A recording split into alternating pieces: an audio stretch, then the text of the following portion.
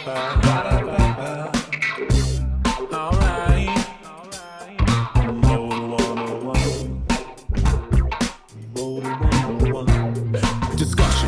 it's the heart of the matter. Serving up opinions on a silver platter. It's a grind. The information getting, bringing your guy so hot you'll be sweating. These two dudes with attitudes will put you in the mood for a plate full of brain food. So don't delay, my daughter, my son. Visit the buffet called Promoter 101.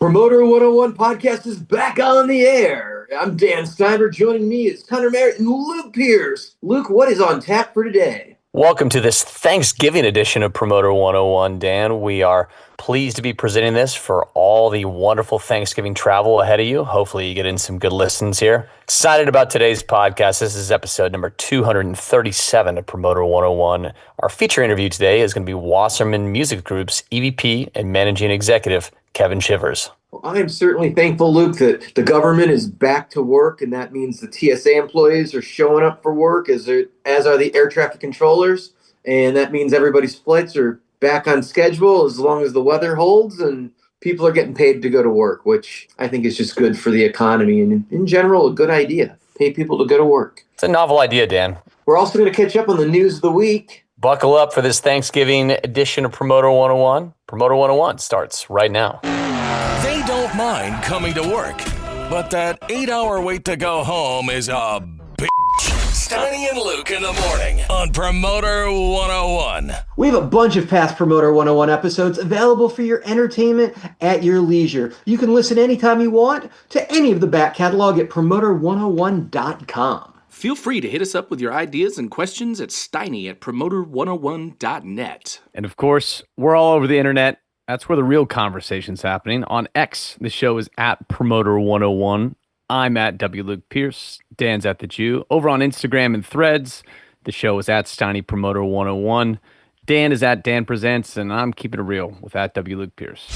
Steiny and Luke would like to remind you that a clean desk is a sign of a cluttered desk drawer. Promoter 101. Dan, this past month, some pretty interesting news, but let's start with some headlines here. We're digging into the 2026 Grammy nomination, not who's just up for the gold, but what nominations reveal about the current state of the music business. The Recording Academy announced the full list of nominees on November 7th. This is for the 68th annual Grammys, recognizing music released between August 31st, 2024 and August 30th, 2025. Final round voting for this opens up December 12th and closes the 5th. The ceremony itself, Dan, Sunday, February 1st, live from the Crypto.com arena, broadcast on CBS and streaming on Paramount+. But let's talk about what really matters, Dan, nominations. Who's this year's leader in nominations? Kendrick Lamar. No surprise there. He's clocked in with 9 nods, showing once again that lyrical depth and mass market appeal aren't mutually exclusive. Hot on his heels, Lady Gaga, Jack Antonoff, Circuit, each scoring 7. And just behind them, Bad Bunny, Sabrina Carpenter, Leon Thomas III, all with 6 nominations apiece, a fantastic mix of global superstardom, emerging pop, and songwriter-producer crossover. What's notable about how the lines have become blurred across genres? You've got a Latin trap artist like Bad Bunny in a major categories alongside legacy alt-pop act from Gaga. You've got hypermodern singer-songwriter vibes from Sabrina Carpenter, all in the same category. The walls have come down. For once, I think the Grammys are reflecting that. There's also 2 new categories this year. The Best Traditional Country Album, which kind of feels like a nod to the resurgence of the roots-forward country outside the stadium circuit. And Best Album Cover, a reminder that visuals still do matter in a very streaming world. It's also worth noting the ballots are now randomized. There's no more alphabetical bias, which sounds small, but could be a big deal for lesser-known acts who no longer buried at the bottom of every list. Zooming out for a second, here's the big theme. This year's nominations reflect a music industry that is more global, it's more fragmented, it's more algorithmically shaped than ever. We're seeing acts that explode on TikTok sitting next to Grammy lifers. K-pop, Latin, hip-hop, country, alt-pop are all sharing the same space in major categories.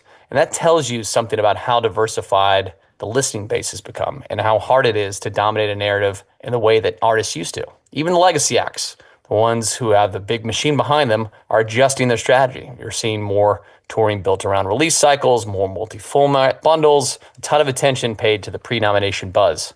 This is campaign season after all, Dan. Make no mistake. From the business side, the Grammy nominations still really do mean something. It's, yes, streaming spikes, yes, catalog value increases, especially in sync and international markets, but they also open the doors for brand deals, festival billing, leverage in higher rights sales or renegotiations.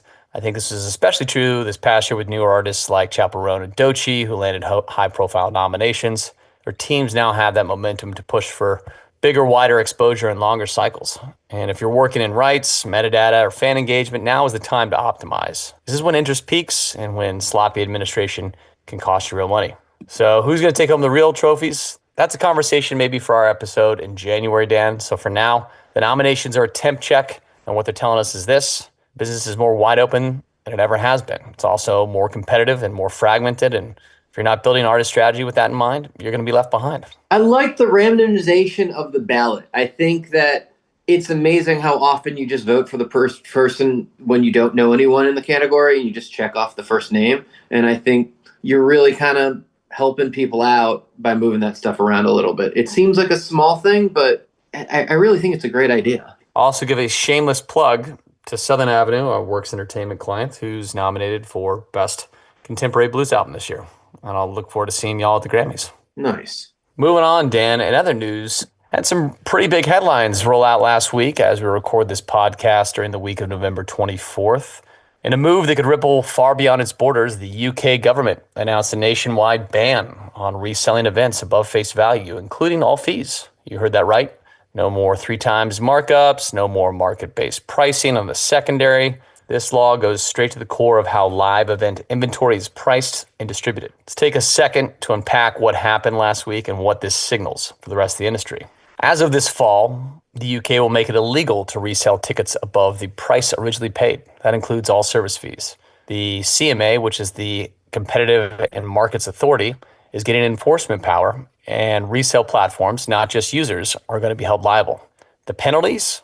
Fines of up to 10% of global turnover for violations.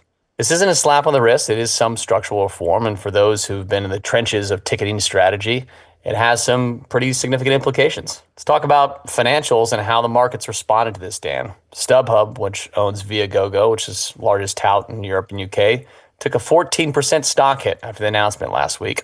Investors already reading between the lines here. Companies with business models built on arbitrage in the secondary markets are now starting to carry some real regulatory risk. Live Nation Ticketmaster, interestingly, issued a public statement supporting the change.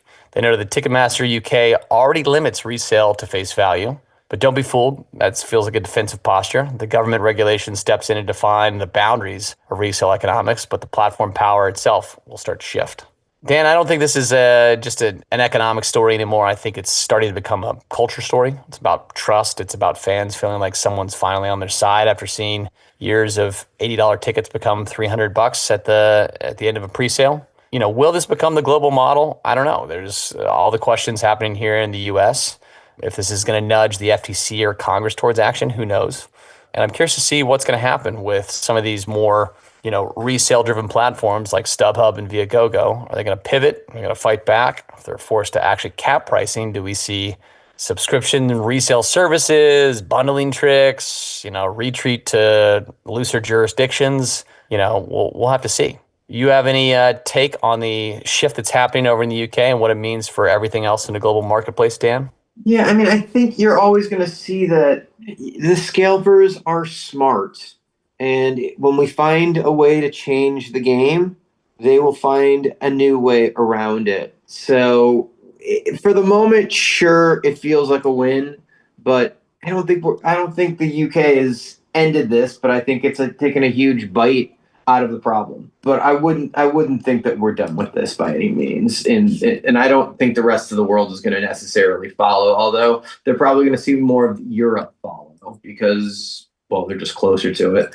But I think, yeah, the States, I think the free enterprise system will continue to allow scalpers to buy futures and resell them, or brokers as they call themselves now. But I think it's a good concept to talk about, and I look forward to the ticking panel in Aspen because StubHub is actually speaking on the same panel as Access and Ticketmaster, and I'm curious to see what happens when you put those guys all in the same room and see what happens when David Marcus and Dean DeWitt get at the StubHub guy and how that goes, because I don't feel like that's going to be a super friendly room for that. And I love Randy Nichols, but I also don't think that that's the most friendly host to ticketing platforms as well either. Randy's a pretty subject expert in this area. He knows a lot about it. He's been leading up a lot of the conversation around this in NEVA circles, and I think he's going to be an excellent moderator and really press them with some hard-pressing questions. I can't wait for that panel. Yeah, but he's going to be fair. Randy Nichols is nothing if not fair. He's a class act. Randy is a class act. As for some of us else in those rooms who could raise a hand and take a microphone and ask a question, I don't know. So we'll see how it goes, Dan. I can't wait to see how that all plays out. Final story today for the news of the month, Dan. Let's talk a little bit about AI and recorded music. We're in a week where the number one streamed artist was on the country charts was an artist called Rust, which is an AI artist. I think that's a sign of the times here. A year ago, I don't think you could mention AI and music in the same sentence without triggering some sort of copyright panic. And now it seems like those same labels that have threatened scorched earth litigation are signing licensing deals faster than you can spell ChatGPT. Something seems to have shifted. Over the past month, we saw a series of moves, some public and some not, that mark a clear inflection point. AI isn't just infiltrating the music business, it's being licensed, it's monetized, it's integrated at the top levels of the business, not just in theory, not someday, but right now. This isn't a story of one company or one lawsuit or one partnership. It's about how music rights are being reconfigured in the age of artificial intelligence and how these things coexist and how that new relationship is forming faster than anyone expected. So kicking it into gear this month, for starters, there's Suno, the AI music platform that just raised a jaw-dropping $250 million in a Series C round, pushing its valuation to almost $2.5 billion. They're reportedly doing $200 million in annual revenue, mostly from hobbyist and creator subscriptions, and their tech generates songs in seconds, any style that you want. Here's the kicker. Suno is being sued by all three major label groups, Universal, Sony, and Warner, for copyright infringement. The labels allege that Suno trained its model on copyrighted material without permission. And despite that, the money came pouring in. Why? Well, it seems like investors believe that the outcome of the lawsuit won't matter as much as the momentum. Suno's not just building tech, they're building a user base, a brand, a moat around that. If they lose the case, they'll settle. If they win, they get to rewrite the rules. Either way, the play's in the future of the IP infrastructure, and the labels are going to want to cut, which brings us to Clay, which is and that's Klay. It's a competitor of Suno, but it's playing an entirely different game. Instead of training on scraped data and daring the labels to sue them, Clay spent over a year in quiet conversations with the majors, and last week they closed a broad licensing deal with Universal, Sony, and Warner across recording and publishing. That means they've got full stack, front-end AI music generation trained only on licensed works. Clay's betting that collaboration is going to beat litigation.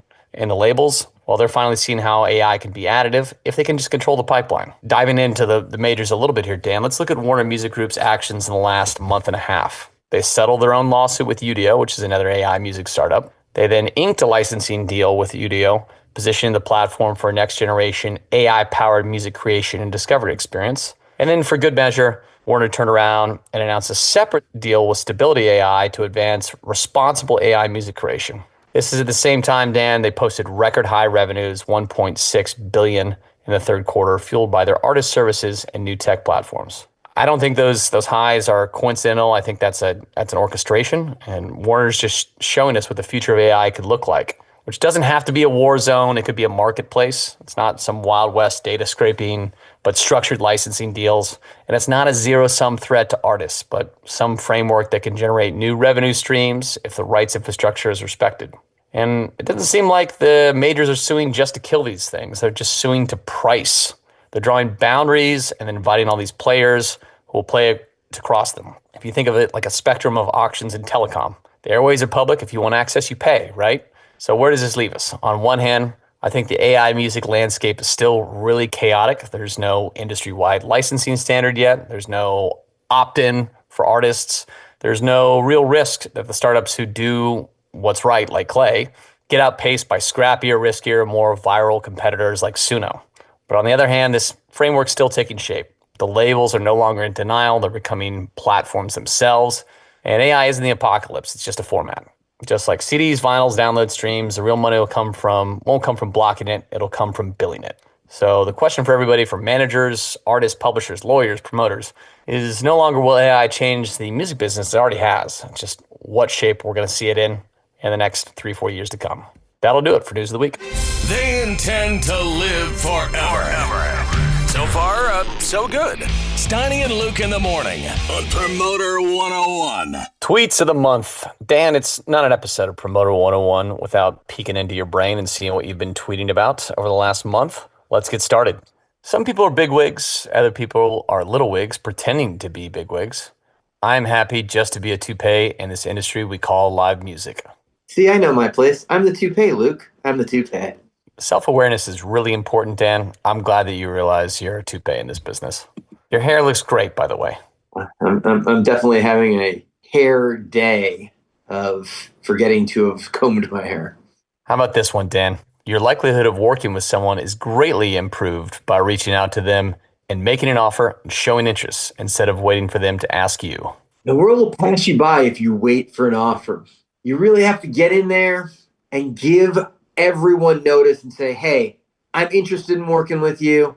I'm excited about it. It's amazing how often just putting your hand up gets you a chance to get in the game. Got to tell people you want to work with them. You miss 100% of the shots you don't take, says Michael Scott.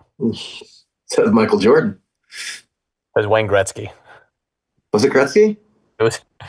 Yeah. Do you know the Office reference? I know the Office reference. Yeah, I do know the Office reference, but it was like, yeah, okay, I'm an idiot.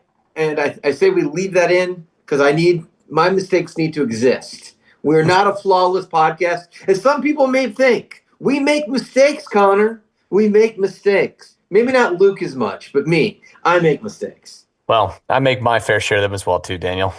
There we go. This is appropriate for the Thanksgiving edition here, as Black Friday is around the corner.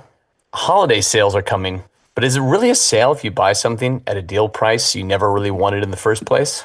Thinking about that when it came to Cyber Monday, do I really need a new TV, even though they're going to be cheap as hell? Do you? Is it a deal if you don't need it? Speaking of which, any of your shows going on Black Friday or Cyber Monday sales, Luke? You taking advantage of the marketing? Oh, I'm sure we're taking advantage of a ton of marketing. I know all of our e-commerce stores have been running Black Friday since basically the middle of November, if not earlier at this point. I'm sure we have some shows that are taking advantage of all those big email blasts and lists that are going out. Feels like Black Friday and consumerism in general in the fourth quarter started like November 1st this year, Dan. I don't know about you, but I've been getting a bajillion emails since basically Halloween already offering me Black Friday. And I don't think that's a good sign. Well, I will tell you that we had the most shows we've ever had go on sale this past week to make sure that tickets were on sale as great gifts. As we're seeing more and more that tickets do make great gifts, and everyone wanted to be on sale before that huge push to buy gifts went up. So we had literally our biggest on sale day ever this past Friday. Congratulations. And our ticketing team, our marketing team, working full bore as every act we know wanted to go on sale last Friday. So game on. I don't know if it's a congratulations as much as my staff wanted to kill me. I'd imagine the marketing and ticketing teams over at Emporium and Live Nation were a little angsty this past week then. Yes, but we have nothing going on sale this week. So there you go. There you go. That'll do it for Tweets of the Month. Make sure you keep up with Dan on X. He is at the Jew. I'm the Jew. Now, their opinions may have changed, but not the fact that they're always right. Steiny and Luke in the morning on Promoter 101. So for our listeners out there who have been listening and following along to Promoter 101 all these years, you're probably aware that Dan and I are giant fans of the TV show The West Wing, which is celebrating more than 25 years of being one of the best written television shows on the planet. And I'm always a little sentimental, Dan, during the holidays because that show did the holidays very, very well. Especially Thanksgiving. Butterball Butterball, Hotline. Butterball Hotline. If you think about Christmas and Bartlett for America, that was a Christmas episode. You had Excelsius Dio with Toby in the first season, finding the dead Marine in the park. I mean, they all their holiday episodes are fantastic, and so one of those episodes happened around this and had a bit in it called the Big Block of Cheese Day, which was during the show. Leo McGarry, played by the late great John Spencer, Chief of Staff to President Bartlett, played by Martin Sheen, would open up the doors to the West Wing, quoting the story of Andrew Jackson, who had a giant big block of cheese in the West Wing that was open to everybody to come in and be a part of the democratic process. During the show, Leo would invite anyone and everyone with voices ranging from aliens to highways for wolves to making new Mercadian maps into the White House, granting the access to these interest groups that would not ordinarily get the attention of the White House staff. The staff would mock the tradition regularly, which did not amuse Leo McGarry. And in that spirit, we're opening up a segment here, the Big Block of Cheese Day for Promoter 101. Not as much opening as returning to it. Yes, we are opening our doors again. Again, yes, because we've done this several times, but very excited. The name derived from what was described as a 2-ton block of cheese that was placed in the foyer of the White House by President Andrew Jackson. According to the story, the cheese was eaten in a matter of hours. White House historians estimated its weight at closer to 1,401.2 pounds.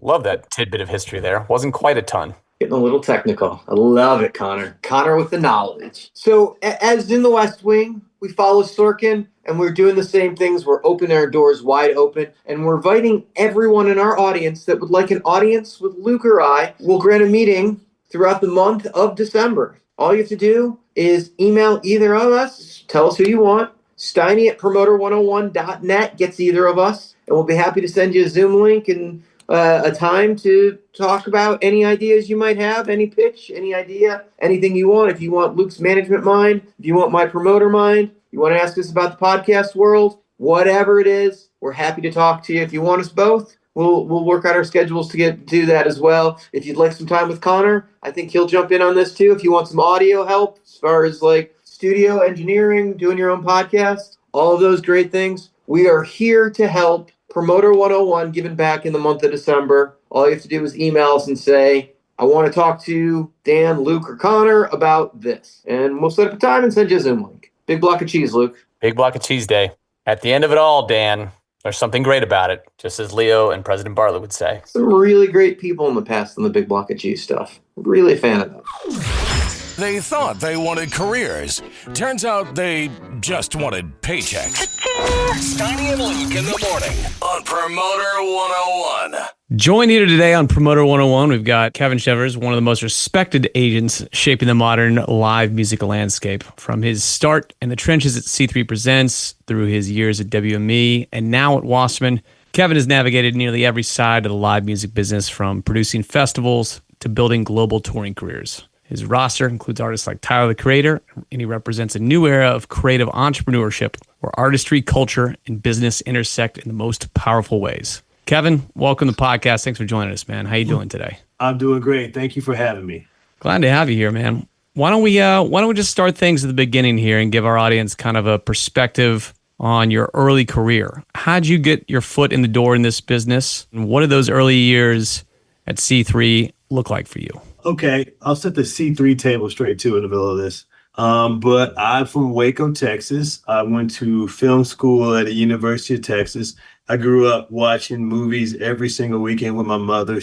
I was just on the phone with her yesterday. She was going to some movie I'd never heard of. And she's 83 years old and still going to movies. And I really loved the movie business and went to film school. And I thought I wanted to produce movies. And when I went to film school, that's what I kind of studied. I knew I wouldn't be a good director because that's just not my thing. And when I moved out to LA, I worked at this place called Sabini Films. They had a deal at Lionsgate and I worked in development for them. I started off as an intern and worked there. And after a while, I realized I needed a new job because I was really, really bad at that job, and they were going to catch on. I was going to be in a lot of trouble. And along the way in college, I drove a golf cart at Austin City Limits, and I met Charles early on when I was like 19 or 20. We became friends when he was first opening Stubbs. Hold on, which Charles of the Charles, of the three? Charles is tall. Okay. Charles is tall. I still talk to Charles like most weeks. I talk to Charles all the time. And I was just on the phone with Walker earlier. Like I'm really friendly with those guys. Talked to Houston, talked to Amy. But I started there, going to shows at Stubbs, sort of sneaking in because there was a bar across the street called Club La Ville that Charles's ex-wife owned, and I kind of met him there, and we became friends. And I drove a golf cart at Austin City Limits, and I was talking to some agents one day. I'm not sure who I talked to. I think maybe Matt Hickey. I know for sure I talked to Michael Goldberg, but he's not he's not an agent. He's a promoter. But I thought it was really cool that you could get paid to go to festivals. And I really love music. And that kind of stuck in the back of my head. But I wanted to pursue this career in film because I grew up loving movies and my mom loves movies. And at some point when I knew I couldn't be a film, like a producer, because it just wasn't for me. I didn't want to read scripts every single week. You read so many scripts, you don't know a good script from a bad script because it's just like lines on a piece of paper. And I kind of pivoted over to want to be an agent. And I called William Moore's agency at the time. It wasn't yet WME. I called this guy, Benjamin Scales, who did the hiring every single Monday for 6 months, sort of begged him to hire me. He was kind of blowing me off. And then one day I called Charles. I was like, will you help me? And he was sort of like, I was waiting for this call, of course. And then I got a job like 20 minutes later. And when I walked in there, it was the Tuesday after Memorial Day 2008. I realized that like I finally found my passion, my calling, what I really wanted to do. It made sense. There was a stint before that. I worked at a TV sales company called Cats, and what we would do, we would sell the commercials between TV shows. And as much as like I was really good at that, I was sort of bored by it. I had a really good boss, this guy Bruce Marks, nice guy, but I didn't want to do that, and that wasn't my passion. And I always thought to myself, like, I want to wake up every day doing something that I love, and like being an agent is something that I truly love.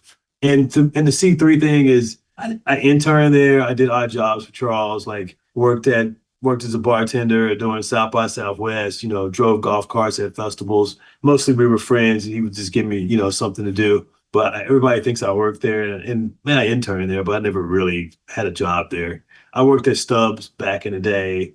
I had short stints at jobs in my younger days until I got sober, and then I started having longer stints. But that's the history there. Lot to unpack there, but the power of the Charlies is just always plays into it. Call week after week after week. You call Charlie, 20 minutes later, you got the gig. That's pretty impressive right there. Yeah. It was cool. And Amy helped too. And Amy, I would send Amy emails and pepper her and help. In Houston, all of them, I mean, they're all like, I always see them when I go to Austin. They're like my Austin family. They've always been so great to me, all of them. Before we move on from the film thing and get deeper into it, can you talk about, that was originally what you wanted to do? What was your vision for your career in film? What were you hoping for? Oh, man, I wanted to make movies that I loved. I wanted to be a producer, when I was a kid, I loved like Spike Lee movies, loved Oliver Stone. I wanted to just make things that I really love. I had some really good teachers at University of Texas. This guy, Richard Lewis, Tom Schatz, John Pearson, all like solid teachers. I learned a lot. I had a really, I had a dean there, Dean Rocha, who was really, really good to me. I'm on the board of Moody College, which has the film school. And just until recently, I was chairman of the board. I did my 2-year stint, and now I'm, just involved with the university. But I had a really good stint there. I wanted to make movies. I saw myself doing that. And that's why I moved to Los Angeles. I remember when I moved out here, I had my car, all my stuff, some cash. And as I drove the 10 west, I said to myself, I'm going to go for this, and I can always go back home. But I did not want to go back home because I wanted to be here. So you enter an agency in William Morris at the time, right? This is pre-WME, right? Correct. A place that has film, it's got everything, a powerhouse in Hollywood of all sorts and shapes and sizes, from film, television, music at the time. What did those early years at William Morris before it became WME, teach you about deal making, scale, like the nature of touring? What were like some of the early lessons you picked up at William Morris? I mean, when you first walk in there, you get this card test, right? And you have to know like every agent's initials, phone number, their assistant, and like what they do. So that was the first day. That was the first week, and I remember you got to learn that in a week. And I just remember I had an agent. He's still an agent there. This guy Jerry Rampersad. I started with him the same day. We would quiz each other backwards and forwards, and we spent the whole week, all day, Saturday and Sunday. I think Jerry and I possessed the same thing. We're going to pass this test. We're going to be agents. We're going to make it. And we did that. And then, come that next Monday, Benjamin quizzed us both.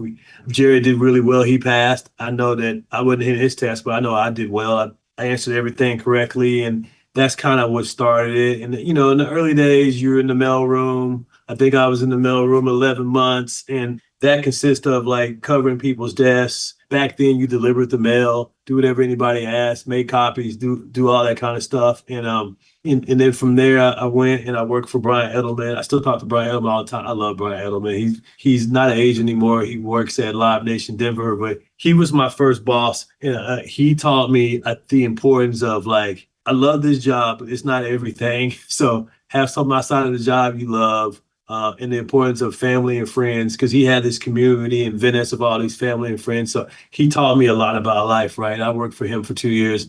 And then my next boss, Mark Geiger, who's a great guy, he taught me a lot about the job and about being organized in the business of music. Just listen to him on his calls I remember it was him and Tony Dimitriadis talking about routing Tom Petty tours backwards, forwards, and again, and how to get Tom on the road, their strategy from doing Trans-Siberian Orchestra to sitting on calls with him in the earlier days about Lollapalooza, right? When there was only Lolla Chicago, listening to how he strategized. He taught me a lot about the business. And I had two great people that I learned a lot from. And they were all, there's like, there were always a lot of great agents that you just learn from, right? I think that was my grad school, that you get paid to go to this grad school. You don't have to pay them, right? As opposed to regular grad school.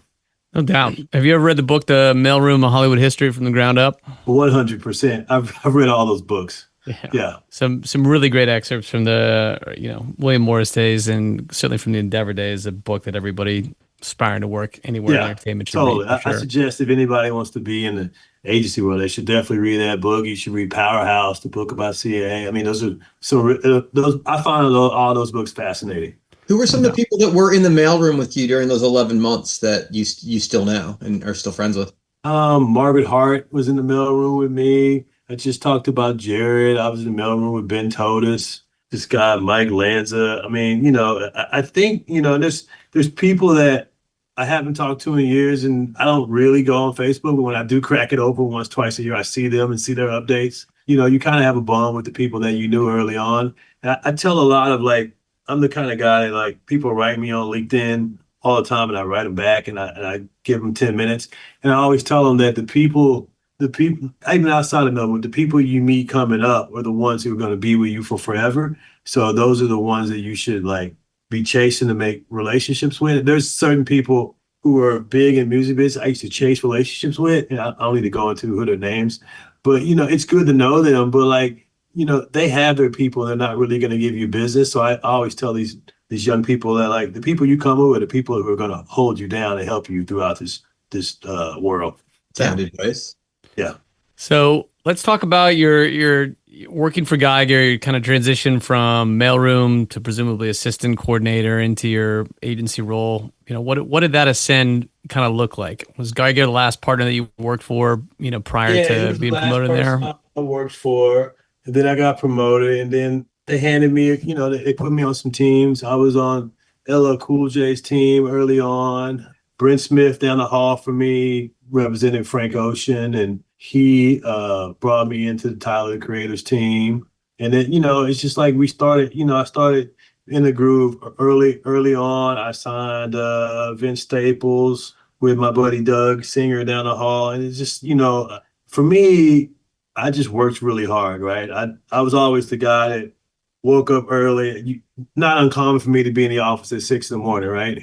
not uncommon for me to work weekends. That's kind of like my first 8 to 10 years as an agent. That was kind of like my hustle.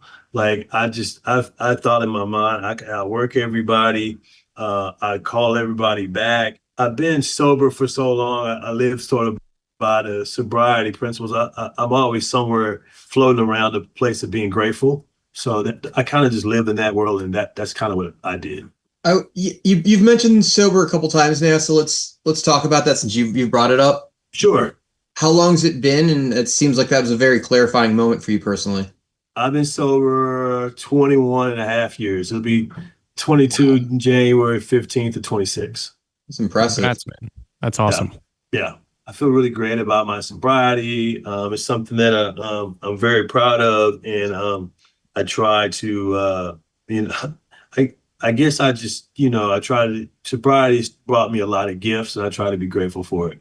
So you have your foot in a lot of different camps. You've done very well in the podcast space historically. Hugh Jackman's been a thing with you. So as well as the hip hop and R&B world. So you're really working in a lot of different spaces historically and have had really great success in them. Is there anything in particular when you're scouting talent that you're looking for? I just try to stay curious. I look for people that have unique voices. I look for people that want to work hard. I look at people's teams and see what other teams around them. And that's kind of where I want to stay. And I always think that the great artists have a unique voice and unique message. And that's just what I try to do. Those are kind of like my formulas. I work a lot from gut and heart and how I feel. And, and I take bets on, I champion people that I love, right? That I truly love. And I try to only sign people that I love. And that's kind of how I like to work.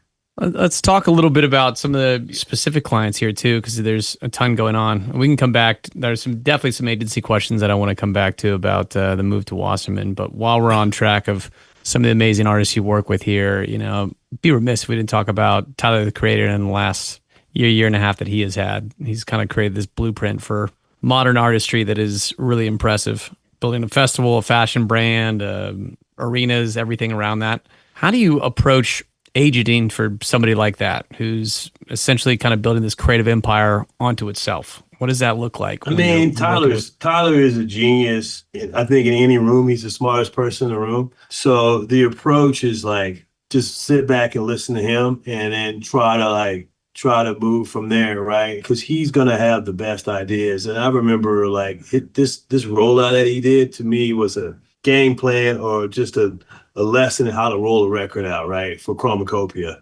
And I thought it was just brilliant. And with, I've been very fortunate to work with him since 2012. So I kind of just sit back and see what he wants to do. And any way I can compliment him or help him where he can create. That's kind of how I look at it. But I mean, I think he is a genius. So it sounds like with somebody who's got that kind of creative output from merchandising to festival curation, that your role as an agent evolves. Like it's not the typical kind of 10%er booking a show sort of thing. You're not just out there selling shows, you're selling Tyler. So like with a client like that, how does your role evolve to kind of fit the need of somebody that needs more partnership management, that sort of thing? Well, I mean, Tyler has great managers and Chris and Kelly and Tyler do a lot of stuff with his fashion line and the Louis Vuitton. All that is them. So like, with me, I'm trying to inside of my lane, just get that right, and bring ideas and things for them to think about. Because I think when you're with any client, the role of an agent is to have an opinion and be proactive. And that's what I try to do with all my clients: is have an opinion, be proactive, bring ideas, and bring an active partner in the relationship, right? And that's the same approach that I take with Tyler that I'll take with a new artist, right? But and it's just like, how can I add value to something that's already very, very great? I think that's certainly worth talking about too, and just trying to find maybe like the through line between your artists that are on your roster, the ones that are increasingly IP machines generating a ton of IP out there in the world, running their own companies, managing their own data, relationships with fans, all that stuff. So have you seen any shifts since you started in the business in 2008, 2009 on the agency side of things to today in terms of what it means to be an agent? I think the agent role is definitely expanded. I mean, I think that people now would like advice and would like ideas of how to navigate through everything. Because right now you're dealing with AI, you're dealing with streaming, labels, what move to make next. And in my world, the touring world, which is one of the most lucrative worlds out there, people want to know that they have steady partners, right? And I think that the agencies bring a lot of value to artists because we have many different ways that we can help, them hit their goals, help them monetize, and also help build their career. So I believe that we bring a lot of value to artists now. Yeah, it feels like it's definitely shifted away from the commission-based tour focus, aspect, as a framework for what artists need today.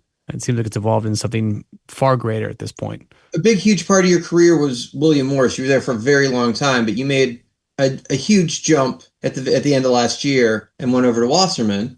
How does that change your philosophy when you're changing from agency to agency, and why make the change? It seemed like you were flourishing where you were. I don't think it changes my philosophy at all. I mean, I had 17 great years at William Morris or the WME, and there's a lot of great people that work there. For me, it was time to make a change, for a couple of reasons. One, I think that coming over to Wasserman with all the support that Casey and Lee have given me, helped me service my clients in the way that I think that is evolving, right? I have a whole team around me, and there's, here, like, all my clients are getting white glove service, right? And then I think another I was there for 17 years. And like, what I find interesting in the agency world is like people switch in other jobs all the time, but agencies just seem like people just stay there. And I think for me, it was just time for a change. And I've been very, very happy with the change that I made. And I think that I'm in a really good place for me mentally and a good place for the clients that I work with.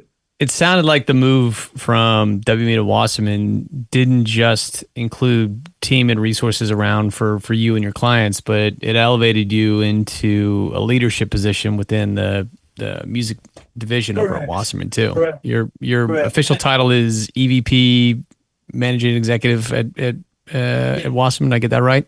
Yeah, that was something that I've always wanted to do, and these 10 months I've been in Wasserman have been great, and I really, like I talk to Lee every single day, Joe Rosenberg, Casey all the time. And, they've really surrounded me and surrounded all the clients. And I think that this is just a great place for me to just help people hit their full potential, from clients to other employees here at Wasserman. And I've really thoroughly enjoyed my time here.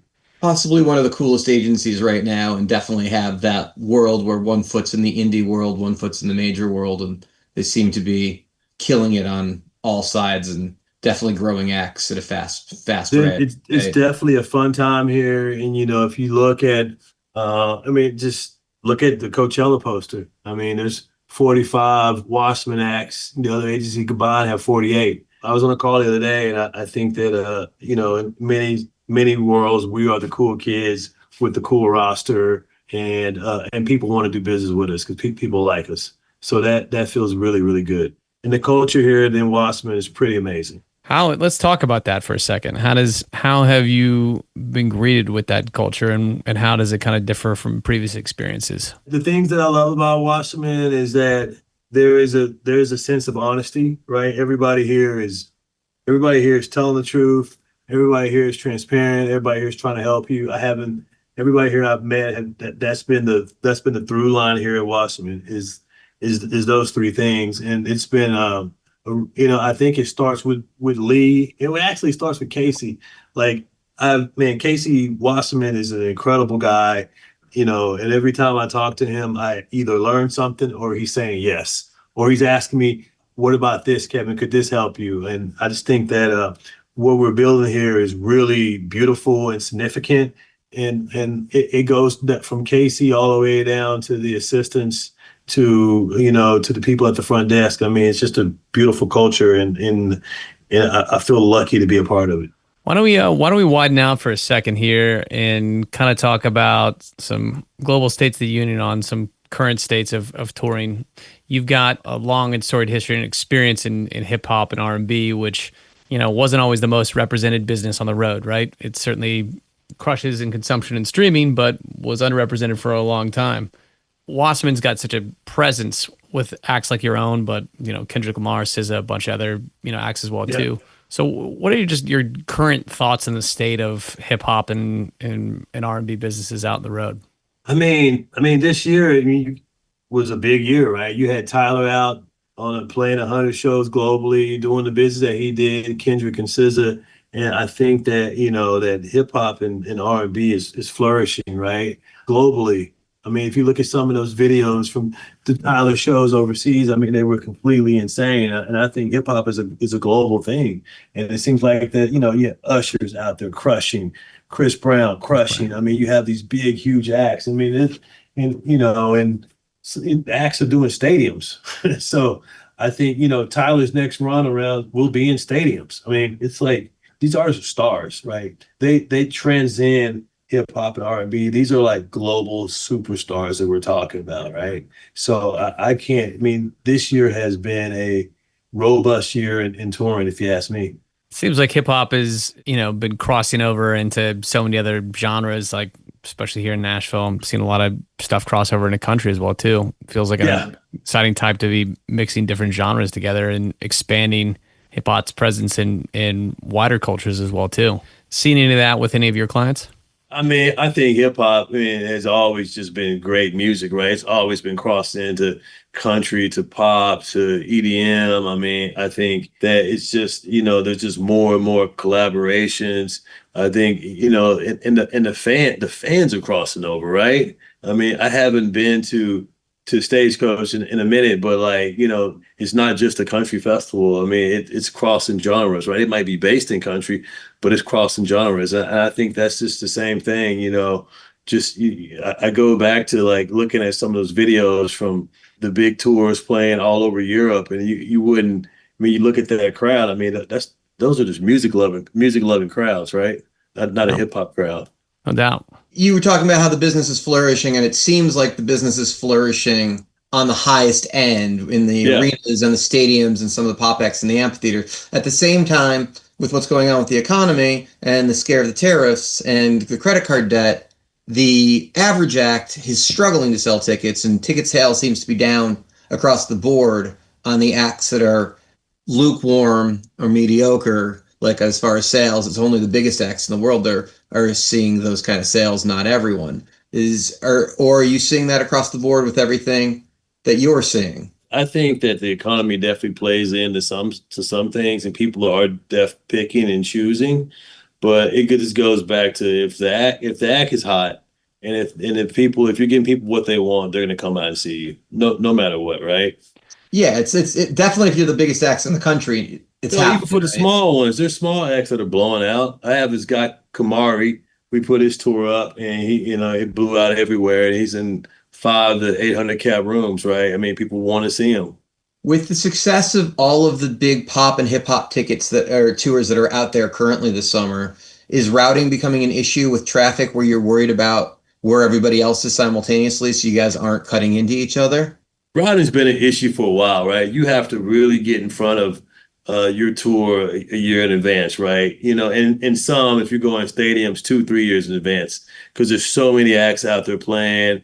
You don't want to be on top of each other. I mean, I think now it's inevitable you're going to be on top of each other. So hopefully, I'm always trying to get the routing done first and get up before anybody, right? That's my game plan.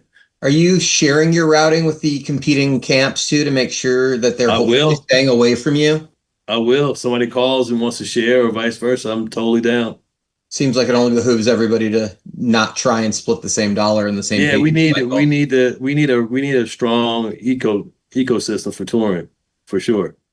Clearly, it's got to be a little easier at Wasserman, where you guys have so many of the big acts of the same genre that you guys can share across the same team. Totally. Now, you guys have a tour deal with AEG for Tyler. Yes. What goes into making a decision to go with a tour deal opposed to selling locally, show by show?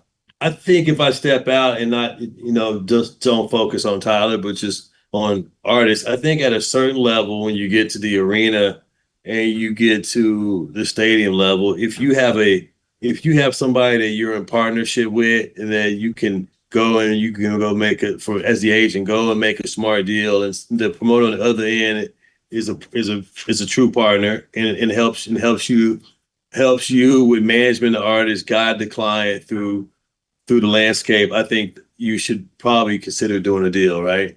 I think that, in the beginning or when you're in theaters, that might be a different case scenario. But when you're going into arenas, I just think that a partnership is really good to have. Okay, so let's take that a step farther. You guys have gotten to headline some of the biggest festivals in the world with Tyler particularly. When do you decide to take the festival over your headline play, and what goes into that decision process? I think you always prioritize the headline play, right? The headline play to me is the most important, right? You can go back and play a festival, but I always like the new product. Let's play to the core fan. Let's play to the fan base.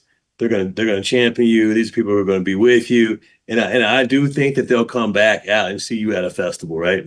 So is that because you want them to see your production, you want it to be your show, you want to deliver the image of the vibe of the show that you guys created? Correct. These records don't come out every day. They come out every 2 to 3 years. And I think the fans are waiting for you, and you want them to see the experience that you create. We want them to see your production. I think that a record accompanied with a tour is all inside of this big piece that you're showing the world, right? This is inside of the painting you're showing the world, and I think it's really important. Not saying festivals are not important. I believe festivals are super, super important, right? And Especially some of the ones that you guys have gotten to do. And festivals help break artists, help showcase them. I've always thought there's nothing like playing for your fans, right? And giving them the tier one experience that they deserve. You touched on this a little bit earlier, just with like the global nature of building hip hop, but I feel like we're seeing more artists go global earlier in their careers than perhaps maybe 10, 15 years ago, especially in the day of streaming and social media. How do you incorporate, ex-US, a global strategy into your thought process when you're building the career of an artist? And how do you view global? From day one, always start with it. I think streaming has made it to where artists are discoverable all over the world, and I think it's very important that when you start touring America, that you start touring the world. People think the world is Europe, but the world to me is the world. You figure out how to get the artists everywhere, because I think artists deserve to be global, and they are global because streaming makes everybody global. Yeah, in a heartbeat for sure. So with that in mind, with how big streaming has gotten and some of the world's pop acts and hip hop and how they see all still getting real record play and radio stations actually matter in that world, how important is the streaming versus the airplay at this point? I mean, I haven't listened to the radio in years. So to me, streaming is everything. I mean, I think in another format like country, I think that's a different format. But in my world, I think the streaming is number one. Certainly, it seems like the youth is finding their music online and somebody listening to it in a sorority house. A lot of it's YouTube, right? YouTube Shorts, anything short form these days. I feel like the correlation between that and ticket sales is the next bleeding edge indicator for success in a live setting, Totally. Now, if somebody wanted to get your attention with an act, what are the things that would make you respond in a way that would to take on the next act, to dedicate your value? I think I talked about it a little bit. First of all, the team around the act. I mean, who's the label, who's the publicist, who's the manager, lawyer, business manager. The music is number one. Like, do I like this music? Meeting the artist. Like, how hard does the artist want to work? And do they really want this? I mean, I think, I always like to know the conversation around an artist. Like, who are the people that are saying this artist is great or this artist is cool or unique? Like, that's the stuff that gets me going. I'd be remiss if we didn't touch on some of the experiential stuff that y'all have been building, inside of Wasserman, and particularly, Tyler Camp Flognaw, is a great example of this. But it seems like agencies are kind of influencing the way that artists look at experiential. Maybe it's opposite way around here. Artists are influence the way agencies look at experiential. Tyler's created something very cool in Camp Flog Gnaw. It's certainly, I think, impacted the model of other artists that are looking for same experience stuff. How involved are you in, creating client-led ventures like that? What is the approach like for that? What opportunities do you see for artists out there kind of curating their own experience-based? I mean, Camp Flog Gnaw is a unicorn. I mean, that is all Tyler's vision and his managers, Chris and Kelly Clancy. But it's Tyler's vision, and I remember the first time he pitched the idea, I was in the room and he was talking about having a carnival. And I think that a lot of times I've heard other people like, I want to throw a festival. Saying you want to throw a festival is not really an idea. Like Tyler created a whole world, a whole universe, and that was the idea. That's why it works. That's why it's a unicorn. And like I think that, just like if you go and talk to the Charlies and you're like, I want to create a festival, that's not an idea. You have to have a hook, right? You have to have something unique about it. And I think that's what's going to set you free. Because I hear sometimes people like, oh, the festival business is down, and the actual business might be down, right? But what's not down is a good idea or a good hook, right? And I think if people or event throwers come up with a good idea, a good hook, the ideas are endless, right? The possibilities are endless, and that's what I think that whenever clients come to me, like, hey, let's do a festival. I'm not really interested in that, but if you have a great idea, and that's what we're here for as agents, is to help flesh these ideas out and help bring it to fruition. So I always welcome all these ideas. You have a unique relationship when it comes to Tyler's management. Is they're a married couple, Kelly and Christian Clancy. That's got to be a unique relationship to be in the middle of for anybody, is when you're dealing with a married relationship in business. Chris and Kelly are great. I talk to them all the time, and they've been very supportive of me and my partner James, who does Tyler with me, and we've been working with them since 2012, and they have a great team around them as well. Let's talk about the future in 2026, and let's talk about what's in front of you and what you're excited about for next year. Kind of by the time this podcast gets released, it'll be November, so we'll be looking ahead to all the exciting things in the new year. Can you tell us a little bit about what's going on in your roster, what you're excited about in 26, what some of the plans are that you've laid out? Yeah, I'm excited for Pod Save America. I don't know if you know this or not, but I love the news and politics in between the calls, and I'm always watching politics in the background. So, I mean, I'm sure that they're going to have a fruitful 26, these midterm elections. I'm excited for Coachella, because I think that it's exciting that Paul booked the lineup that he booked and it sold out. There's a few clients. I've got a lot of clients working next year. I mean, so I'm excited for that. You're going to see Jasmine Sullivan working, Cuddy, Callie, Tyler doing a little bit of stuff. So that's exciting. I'm always excited for the future. I mean, who's going to break out in the music? Because I just love music. So like, who's going to be the next stars? I'm excited to see that. I think 26 is just going to be a great year. I mean, when this podcast airs, it'll be November, and then we got 1 month left. Well, let's tap into the political junkie in you on this side of things here too. Oh boy! Hold on 1 second before you ask that question, because I know where you're going. But just before you jump in there, let me ask this: how big can a podcast get? Because Pod was like rolling through massive Broadway houses and doing doubles in some cases. How big can a podcast get? Yeah, because it seems like you got one of the hottest ever. I mean, I think a podcast can get to arenas, right?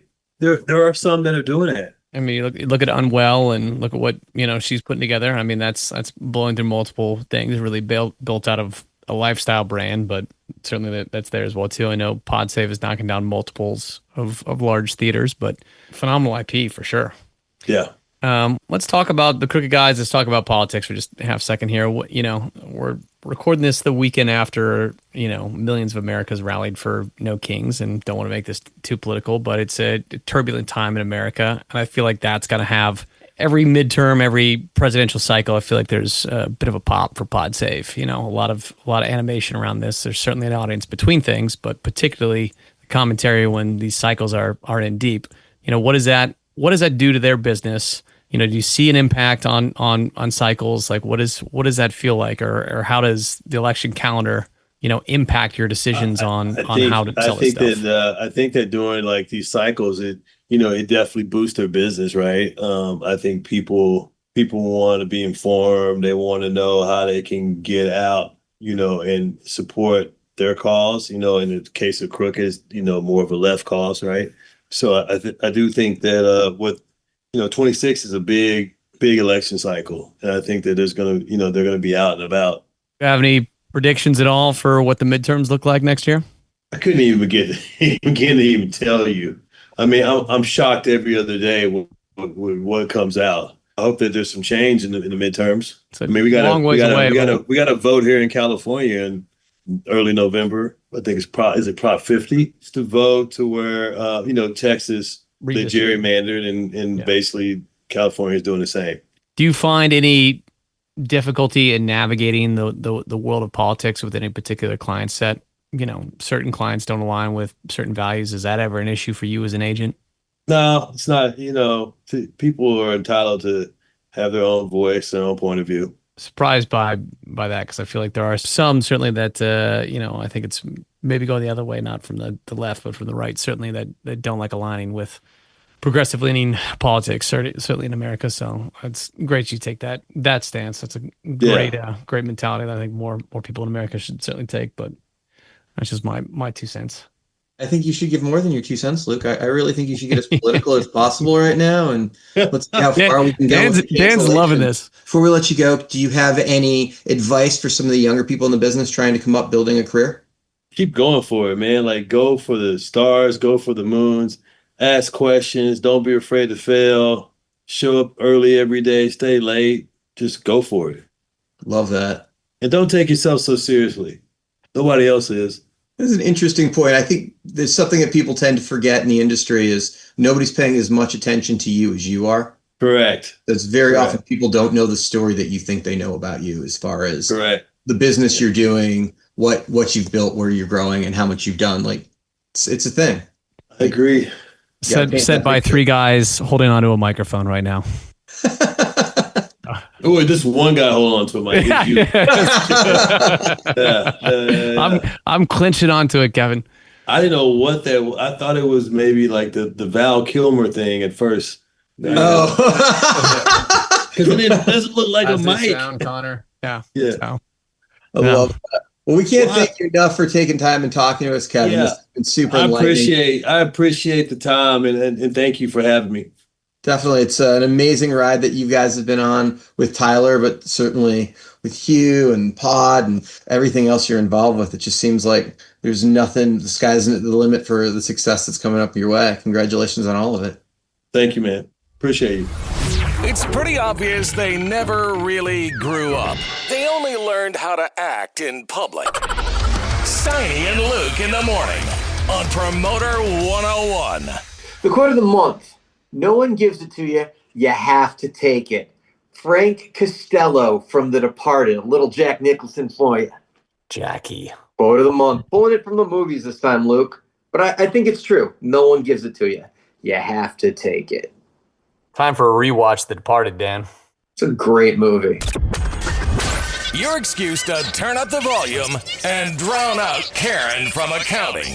Steiny and Luke in the morning on Promoter 101. Thank you to everybody tuning in, to all of our friends, listeners of Promoter 101. Dan, Connor, and I are wishing you an excellent Thanksgiving holiday week and a very safe travels. Thank you for tuning in, and we hope it provided some maybe much-needed distraction from delays in O'Hare or wherever you're traveling from this week. If you like this episode, if you want to stay in touch with us, if you want to schedule some big block of cheese days, please reach out to us. Hit us at steiny@promoter101.net. Thank you for listening. We will talk to you again December 18th and the last Thursday of every month moving forward. Once again, big block of cheese. If you want time with me and Luke or Connor, steiny@promoter101.net. Looking forward to seeing you. Have a happy and healthy Thanksgiving, everyone. Our December episode will feature Terrapin Station's Jonathan Shank. Looking forward to that and looking forward to seeing all of our friends at Aspen Live in the next week or two.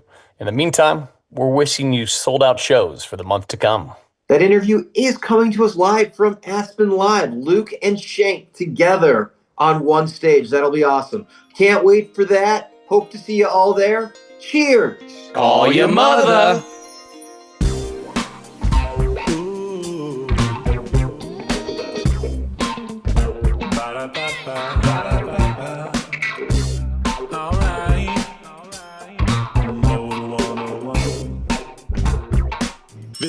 play called Promoter 101.